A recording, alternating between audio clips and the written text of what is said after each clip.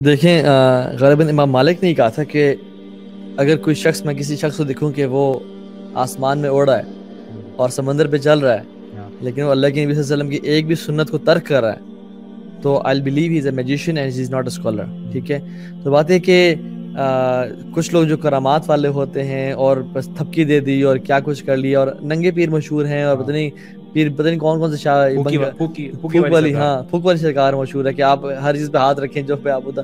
سبحان اللہ، یہ کہاں سے آئے ہمارے پاس؟ رسول اللہ صلی اللہ علیہ وسلم اپنے آپ نے بھی تو ایک پیری کا ایک سلسلہ شروع کیا ہوا ہے نا، کون مغیر اور آپ لوگ کی چلتی رہتی ہے. آپ کس کے پیر ہیں؟ پیرانے پیر ہیں نا، وہ تو مذاق کرتے ہیں بس میں. سو پوائنٹ از کہ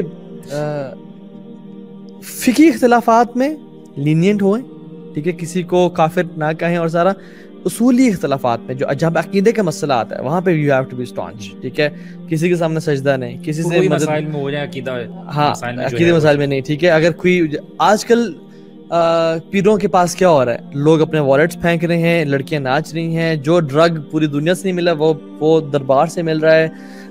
لوگ جو ہیں وہ سبحان اللہ سجدے کر رہے ہیں، اولاد کے سوال کر رہے ہیں، رزق کا سوال کر رہے ہیں، میری بگڑی بنا دیں، مشکل حل کر دیں. آپ یہ سب ناجائز اور حرام ہے، ان سے دور رہیں. ہاں اگر آپ کسی ایسے انسان کو پیر کہہ رہے ہیں جو کہ شاید حکمت والا پیر ہے اور آپ کو دوائیاں دے دیتے تو وہ ٹھیک ہے انشاءاللہ، لیکن 99% اس فیلڈ میں دھوکے بازی ہے اور دو نمبری ہے. ایون جادو کے مسائل جو پیر بنے ہوئے ہیں اور جو تعویذ لکھ کے دے رہے ہیں، پتہ نہیں چادروں پہ کیا کیا لکھ کے اس پہ لپیٹ رہے ہیں، اور کاغذ میں آپ یہ اپنے شوہر کو پلا دیں اور محبوب آپ کے قدموں میں، یہ تو بالکل ناجائز ہے. اور جادو کا استعمال کر کے لوگ بنا رہے ہیں، تو یہ شیاطین ہیں بیسیکلی انسانوں کی شکل میں، من الجنۃ والناس اللہ تعالیٰ نے کہا. تو ان سے بچے انشاءاللہ تعالیٰ. ان لوگوں کے پاس جائیں تو آپ کو پڑھنے پہ مجبور کر رہے ہیں، جو آپ کو کہہ رہے ہیں خود سے علم سیکھیں.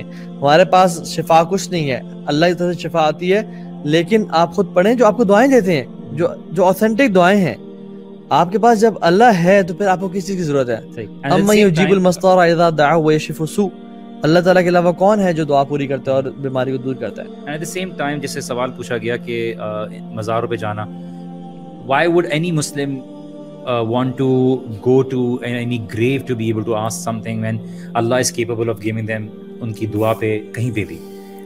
of course this is something not apart from Islam.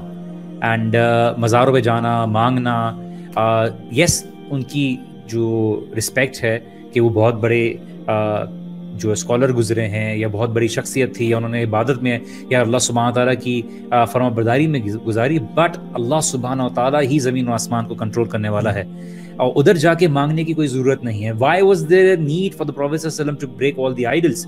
Because وہ اللات اور ان سب کی کیا تھے، اللات ہو اللات، شی واز اے فیمیل جو حاجیوں کو بارلے کا سوپ بنا کے دیتی تھی. تو جب وہ مر گئی تو اس کی قبر کو انہوں نے بنا لیا، اور انہوں نے بولا کہ ٹھیک ہے نہیں ہے تو بت بنا دو تاکہ بلوٹوتھ والا سلسلہ رہ کے اردو میں بار بار جانا نہ پڑے. تو دس از the whole idea. اچھا اولیاء نے بھی نے کبھی پریچ نہیں کیا کہ ہمارے سے آ کے مانگنا، بلکہ اللہ کے نبی صلی اللہ علیہ وسلم جب بیمار تھے تو آخری خطبہ جو نے دیا نا، فرمایا لعن اللہ یہود و نصارى اتخذوهم قبور انبیاء مساجد. اللہ تعالیٰ لعنت برسائے یہود و نصرانیوں پہ، یوزنگ کرسچنز پہ، کہ انہوں نے اپنی انبیاء کی قبروں کو مساجد بنا دیا، اور فرمایا کہ میری قبر کو مسجد نہ بنانا. ٹھیک ہے، ہم دیکھیں کہ ہم نے کیا کر دیا ہے. ہر مسجد کے پیچھے قبر ہوتی ہے، بلکہ آج کل تو مسجد کے سامنے قبر ہوتی ہے کہ سجدے اس کی طرف کر رہے ہوتے ہیں. قبر کے سامنے سجدہ کرنا جائز ہی نہیں ہے. ٹھیک ہے، اور اللہ کے علاوہ کسی کو سجدہ کرنا ہوتا تو وہ بیوی کے لیے اجازت ہے کہ شوہر کو کرے. اس میں ہمیں ذرا پراؤڈ فیل کرنا چاہیے. اور اینڈ میں جناب کہہ گئے نا لیکن دیکھیں بیوی کو بھی جائز نہیں ہے. سو دا پوائنٹ از کہ بچیں ان چیزوں سے اور لوگوں تک توحید پھیلائیں. اور صحابہ، بلکہ اللہ کے نبی سب سے بڑا بھی ولی تھا نہیں تھا، صحابہ جب بھی مشکلیں آتی تو اللہ سے مانگتے، حالانکہ ساتھ رسول اللہ کی قبر ہے صلی اللہ علیہ وسلم. بلکہ عمر بن خطاب نے اللہ کے چچا کو بلا لیا اور کہا کہ ابن عباس کو، اور کہا کہ جب اللہ کے بھی تھے تو ہم ان سے یہ تھے آپ اللہ سے دعا کریں. اب وہ وفات پا چکے ہیں تو قبر پہ نہیں گئے، بلکہ کہا کہ اب آپ ان کے چچا ہیں تو آپ سے کہہ رہے ہیں کہ آپ ہمارے ساتھ مل کے اللہ تعالیٰ سے دعا کریں. سو یہ پورے واقعات بھرے ہوئے ہیں. ایون جو وہ جو حدیث ہے نا جس میں قرآن کی آیت ہے، شجر کے نیچے جو انہوں نے بیعت کی، بیعت رضوان جو آتی ہے، جس میں یہ عثمان کا ہاتھ ہے، صحابہ اس درخت کے پاس جانے شروع ہو گئے خطاب کے دور میں کہ یار یہاں پہ وہ بیعت ہوئی تھی اور اللہ تعالیٰ نے اس شجر کا ذکر قرآن میں کیا، کتنا بلیسڈ وہ جگہ ہوگی. عمر بن خطاب نے اکھڑوا دیا اور پھینکوا دیا کہ کہیں یہاں پہ جو ہے نا مسجد نہ بن جائے اور یہاں پہ جو ہے نا لوگ نماز اور اس کو بلیسڈ جگہ نہ سمجھنا شروع کر دیں کہ یہاں بھی کوئی جو ہے نا دھاگے لٹکا رہے ہیں اور دھاگے باندھ رہے ہیں. اور ہمارے یہاں کیا ہو رہا ہے, مائیں اور عورتیں بیویاں جا کے وہاں پہ دھاگے باندھ رہی ہیں, اور انفارچونیٹلی دین سے جب دوری ہوتی ہے تو ایسے کام ہوتے ہیں, تو ان سے بچنا چاہیے. جیسے یہاں پہ دھاگے والے لوگ بولتے ہیں تھوڑا بہت ذرا ایلیٹ کلاس بولتے ہیں, وہ تھے کہ کتنے اگنورنٹ لوگ ہیں یہاں پہ دھاگا واگا باندھ دیتے ہیں. وہ ایک ٹرکی گئے تو میں ٹرکی میں دیکھا کہ آیا صوفیہ میں ایک پلر کے اندر جو ہے نا ہر کوئی جو ہے نا انگوٹھا گھما رہا ہے یوں کر کے.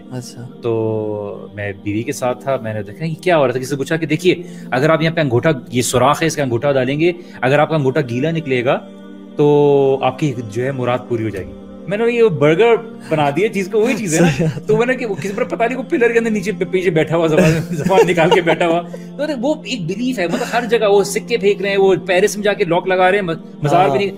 You need to be able to get your عقیدہ right. وہ جو ایون ٹرکی ملتی ہے جو بلو آئس ہی ہے نظر بد دور کرنے کے لیے, آیا فاطمہ کہتے ہیں, دایا فاطمہ کے نام سے, وہ گھر میں لگاتے ہیں, وہ گاڑی میں لگاتے ہیں, آپ سے نظر a lot of people just keep it as a souvenir. They don't realize what it is. And in fact Turkey کے scholars نہیں بولتے ہیں کہ this has no basis in Islam. دین کی بات پھیلانا صدقہ جاریہ ہے. ثواب کی نیت سے ویڈیو کو شیئر ضرور کیجیے. جزاک اللہ.